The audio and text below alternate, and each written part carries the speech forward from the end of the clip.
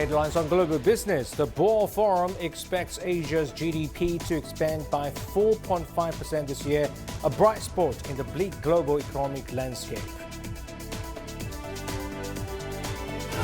China reiterates its intent to embrace global investors as Vice President Han Zheng meets some of the world's top CEOs in Beijing.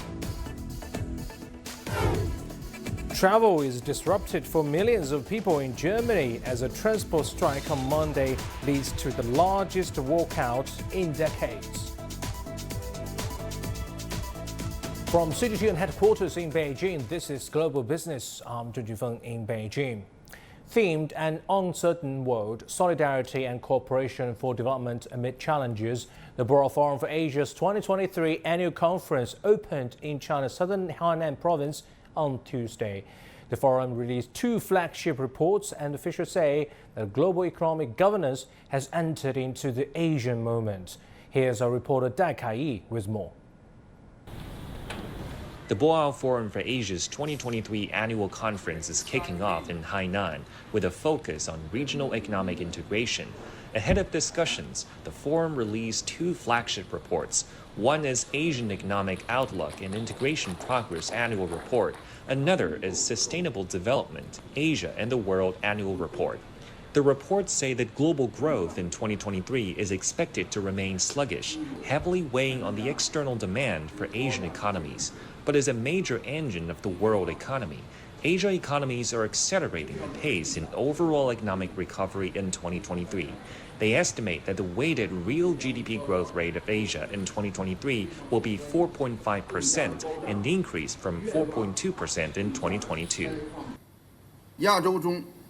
There are several countries in Asia, especially China, whose development is more eye-catching, so the developing Asia is the backbone of the world's economy. The rebound of China's economy has brought positive signals to Asia and the world, especially against the backdrop of uncertainty and instability currently.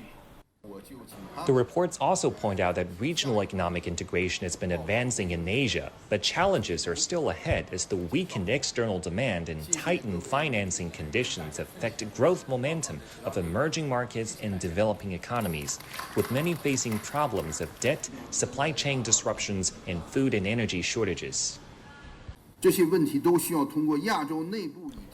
problems need to be resolved through closer solidarity and cooperation within Asia and the world. This is the theme of our annual meeting this year. Why do we emphasize strengthening cooperation? Without solidarity and cooperation, no country can survive alone. Li Baodong says that Asia is a defender of multilateralism and a promoter of global economic governance. The Regional Comprehensive Economic Partnership, or RCEP, has been in effect for a year, and the benefits of openness for trade and investment within the region are increasingly evident. He believes that despite geopolitical conflicts and a backlash against globalization, Asia remains highly effective in global economic governance. The annual conference highlights the challenges faced by the Asian economy, but it also emphasizes the resilience of this region and the opportunities for cooperation to promote further development.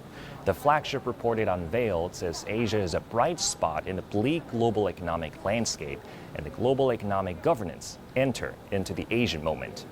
Dai Kai, CGTN, in Boao, Hainan Province.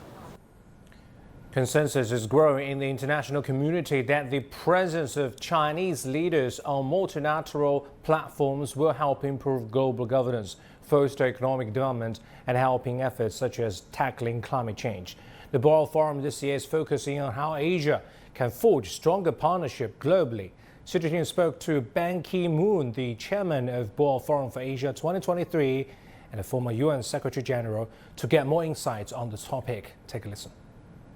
As Secretary General for 10 years, and now as Chairman of the Boao Forum for Asia for 6 years now, I believe that the Asia, and particularly China, can be a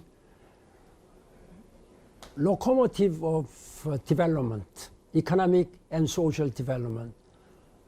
United States and China are two most powerful countries. When we narrow down our agenda on Asia, China can play a very important role. This is what I'm asking.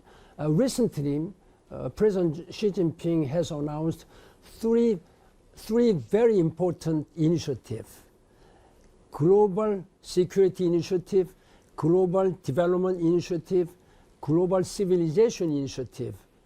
Combining all these three initiatives, I think we can handle all this current global agenda, starting from regional conflicts, which I'm very much concerned.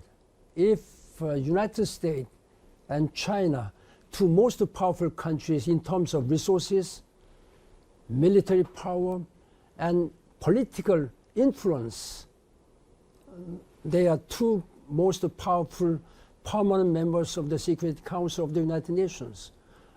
I think they should really be able to sit down together and cooperate.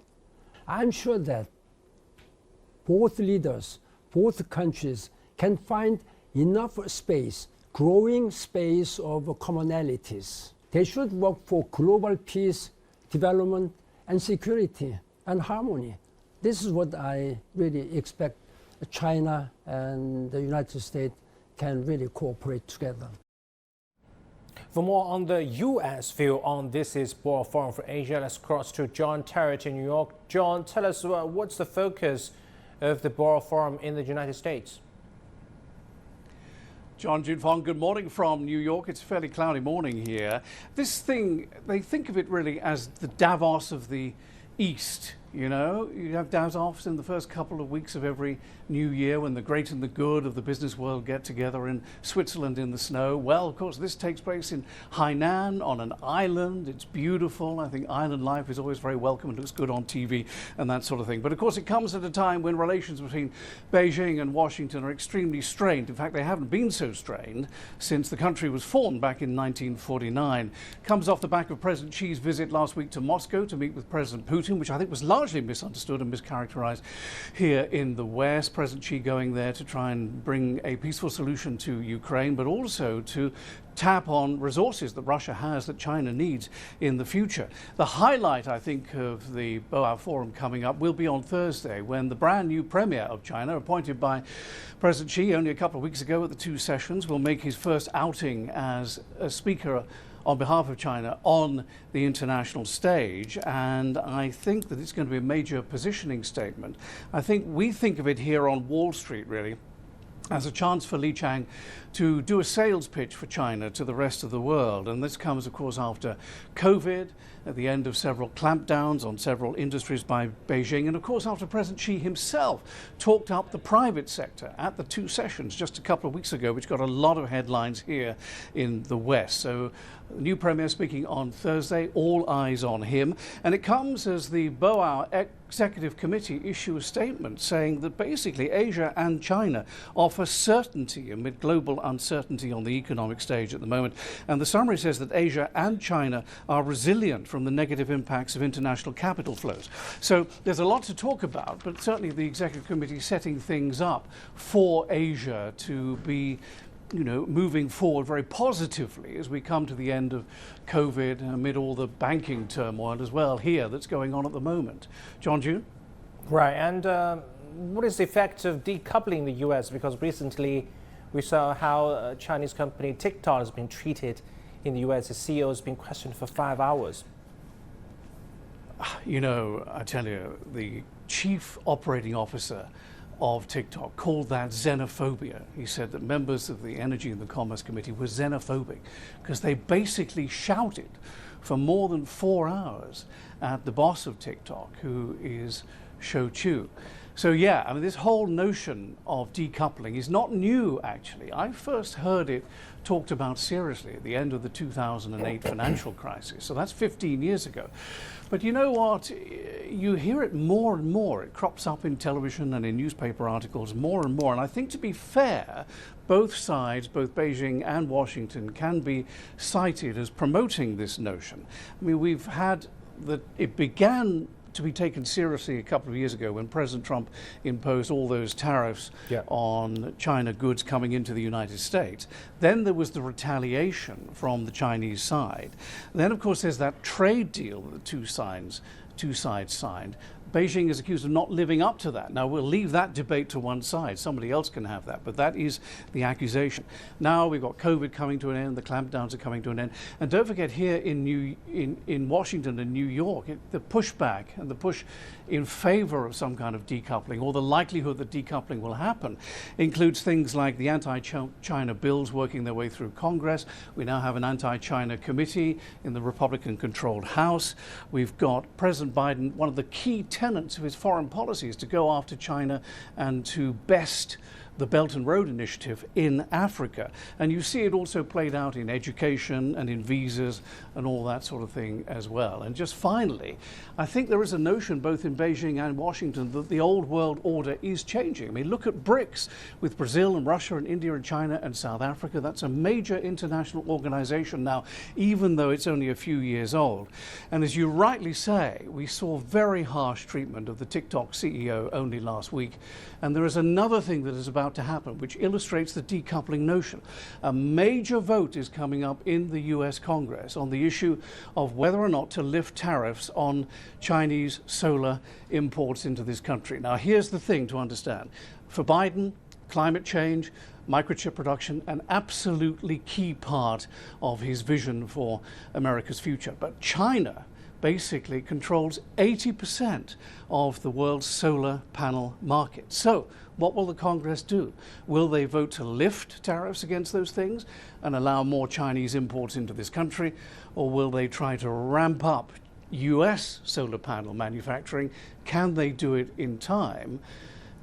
This is the kind of debate that will go on around the notion of decoupling, and we're only at the beginning of it. John June? More competition or more cooperation, even on climate change.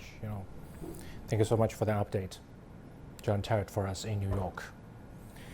Now, ensuring the stability of industrial and supply chains is one of the key topics that will be discussed at this year's Boao Forum for Asia. While most of the discussions will be centered on strategies to foster economic recovery despite the COVID-19 pandemic and geopolitical issues, there will also be deliberations on China's growing role in sustaining global supply chains. Speakers are expected to call for more coordinated efforts to ensure stable supply chains. CGTN's Zheng Chunying has more. Geopolitical tensions, the COVID pandemic, and challenges posed by climate change have exposed the fragility of the global supply chain. That's forced many companies to rethink their operations, and tech giant Apple is one of them. An iPhone Pro lineup used to be 85% made in China, but now that's starting to change. The company is moving parts of its operations in China to factories in Southeast Asia, where labor costs are much lower, as are other tech giants, including Dell, Samsung, and smaller firms in sectors such as footwear and toys. So this raises a question. With part of China's manufacturing industry relocated to Southeast Asia and South Asia, will the country's role in the global supply chain be replaced? And I took that question to a delegate at this year's Boao Forum for Asia conference, Yao Yang, one of China's top economists. He says China's role as the world's factory will not change. I think that's just perfectly fine for China. And I would say that's actually good for China because China's own industry has to be upgraded. And you can see China's trade with ASEAN countries, with India, is actually increasing because China's exports have been upgraded. So now we export intermediate goods that contain more technology, more capital to those countries. So I actually don't worry that much. The so-called decoupling is just a talk. I don't see anything substantial happening on the ground. And that point was echoed by other guests during the forum. Experts agree that multinational companies are now barely able to leave the Chinese market or decouple from China to develop a new global value chain. But on the other hand, they also pointed out that not even superpowers like the United States or China could build a completely self-sustained supply chain. And it's imperative for the international community to strengthen coordination and jointly maintain the stability of the industrial chain and supply chain. It really is about commercial collaboration and making sure it is a win-win scenario and that the global economy, particularly at the multinational level, remains quite connected. To me, that's quite fundamental to what we're going to see. During discussions, delegates have also highlighted that trade protectionism will not improve the security of domestic supply chains, but will escalate global inflation and reduce access to the benefits of globalization, such as lower production costs, higher efficiency, and technological innovation. Zheng Chunying, CGTN, Boao in Hainan Province. Steps to foster economic development and financial opening up will be among the key topics that will be discussed during this year's Boao Forum for Asia. As one of China's 4 largest banks, Bank of China has a critical role to play in sustaining these efforts. CGTN's Boao spoke at Bank of China's President Liu Jin to find out how the lender will promote yuan internationalization and boost trade this year. According to Bank of China, the cross-border RMB index for the last quarter of 2022 continued to maintain an upward trend. So how do you think the yuan's internationalization will promote China's cross-border trade? We have always attached great importance to the international use of renminbi and have been issuing an annual white paper on renminbi internationalization and the cross-border renminbi index on a quarterly basis for 10 consecutive years since 2013. The international use of renminbi will give fresh momentum to China's cross-border economic and trade activities in the following ways. Firstly, renminbi internationalization could help enterprises save on currency exchanges and avoid exchange rate risks. As the cross-border use of renminbi gets more convenient, the demand for such uses will continue to grow. Secondly, the use of renminbi could help boost cross-border trade and economic development between China and other countries. China's trade volume with RCEP countries increased by 7.48% year-on-year, while for Bank of China, the cross-border renminbi settlement with RCEP countries processed by our domestic branches increased by 45% year-on-year. Last but not least, the use of renminbi is conducive to the stability of the world's cross-border trade and investment. The use of local currencies in the economic and trade activities could cushion the impact from third countries' market fluctuations. In addition, China's growing economic power could ensure the stable value of renminbi. An increasing number of market entities in China and its business partners have become more open to using renminbi in cross-border trade and settlement. You're watching Global Business. Coming up next.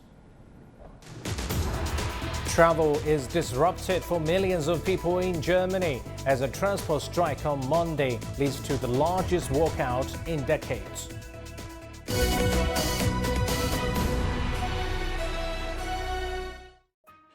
In 2023, the Boao Forum for Asia returns with full vigor. As we move out of the shadow of the pandemic, how do we forge solidarity? How do we build on RCEP and strengthen coordination in Asia and for Asia? Where do we find new growth points as the world eyes economic recovery? How do we contribute to a community of a shared future and navigate through the uncertainties? Join us in our special coverage of the Boao Forum for Asia Annual Conference 2023 as we strive to answer these questions and more, only on CGTN.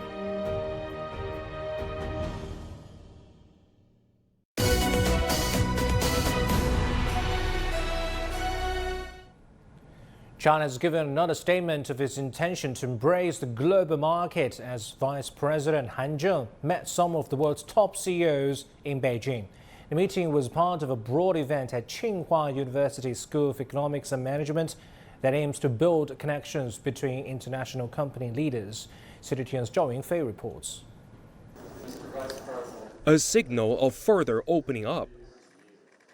Chinese Vice President Han Zheng has held talks with top-tier entrepreneurs in the world, including Apple CEO Tim Cook and Blackstone CEO Stephen Schwarzman.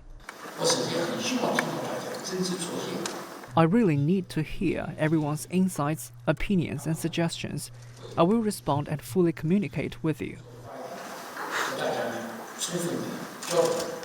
Han Zheng says China is pursuing its own path of modernization and that high-quality development is an essential requirement of Chinese modernization. He says China is dedicated to allowing market access and maintaining the stability of the global industrial chain. He's also urging CEOs to seek opportunities for cooperation in science and education. Cook serves as the chairman of the advisory board for Tsinghua University's School of Economics and Management. When you consider the complex challenges we face, from combating climate change to creating more opportunities for all, I believe that education will play a vital role. Cook says he's looking forward to the new opportunities provided by China and will expand investment into innovation and sustainable development. China has been constantly making itself more appealing to global investors. The world's second largest economy is committed to creating a friendly investment environment. Prior to the meeting, Cook showed up in several Apple stores in Beijing. It's his first visit back to this consumer market with great potential since the pandemic. Data shows foreign investors in China are optimistic. The country's foreign direct investment inflow expanded to nearly $40 billion in January and February, up by 1% year-on-year. China has vowed to foster a world-class business environment that is market-oriented, law-based, and internationalized, and that the door to the outside world will open wider. Zhao Yunfei, CGTN, Beijing. The 25th EU-China Competition Week will be held online from Thursday to discuss cooperation in competition law and enforcement between the two sides. During the four-day event, officials and experts from the European Union and China will exchange opinion on topics including the role of economic analysis in merger reviews and on legislative and course enforcement updates in the digital economy. Attendees will also share insights on the latest policy developments in the EU for the electric car market, updates to China's subsidies review process, and fair competition review system will be another major topic of meetings this year.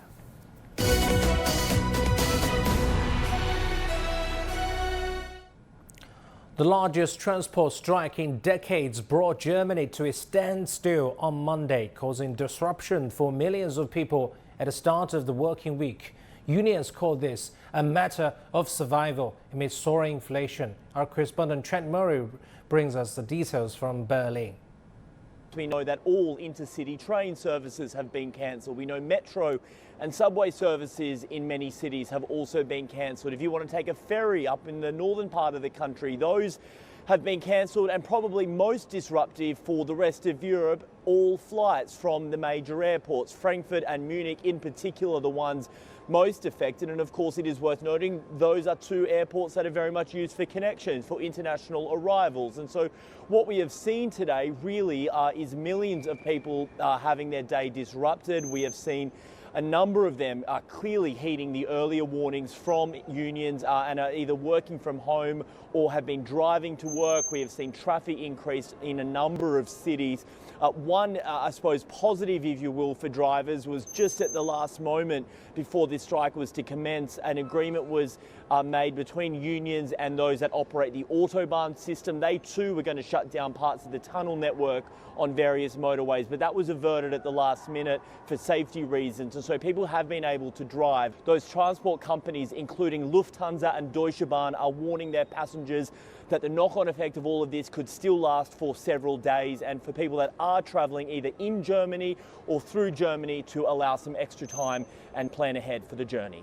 The unions would like to see a pay increase of between 10 and 12%. They say that is needed to deal with skyrocketing inflation, the cost of living going up here.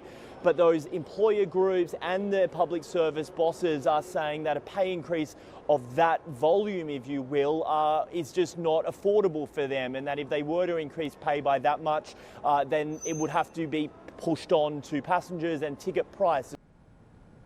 To the United States now, top financial regulatory officials will testify before Congress on Tuesday over the collapse of Silicon Valley Bank and Signature Bank. Officials with the Federal Reserve, Federal Deposit Insurance Corporation and Treasury Department will be put on the stand on the hearing. The regulators have been insisting there's no systemic risks. According to their prepared remarks released before the hearing, the regulators are still in the process of reviewing what led to the collapse, as well as what needs to be done to prevent them from happening again. Lawmakers at the hearing will also discuss whether to change or even lift the $250,000 deposit insurance ceiling. Policymakers who are balancing two things. One is the reality of anxiety among some banks, and at the same time, a legal regime that basically says, no, we're not going to insure all deposits. And so they're trying to walk a fine line to create a sense of reassurance without crossing the line into upsetting Congress. European markets have been roiled in recent weeks by the global turmoil in the banking sector. The governor of the Bank of England, Andrew Bailey, said on Tuesday that the central bank was on alert, but he also said that Britain was not experiencing stress linked to the demise of Silicon Valley Bank and Credit Suisse. Meanwhile, Deputy Governor Dave Ramsden said the Bank of England will keep a close eye on bank funding costs and its likely consequences for households and businesses. Let's move on to some other business headlines from around the world that we're tracking at this hour. Chinese tech firm Alibaba said on Tuesday that it was reorganizing its businesses into 6 independently run entities. Alibaba chairman Daniel Zhang said the move would enable each separate business to pursue its own fundraising and public listing plans. Japan and US announced a trade deal on electric vehicle battery minerals. The agreement will give Japanese automakers wide access to a new $7,500 EV tax credit. U.S. entertainment giant the Walt Disney Company will begin laying off notices this week for more than 7,000 employees. The first wave of job cuts represents around 3.2% of its employees worldwide, according to the company's CEO. Layoffs will come in 3 waves. With that, we're up at this edition of Global Business. Here on CGTN, I'm Zhu Jifeng. Thanks for watching. See you again.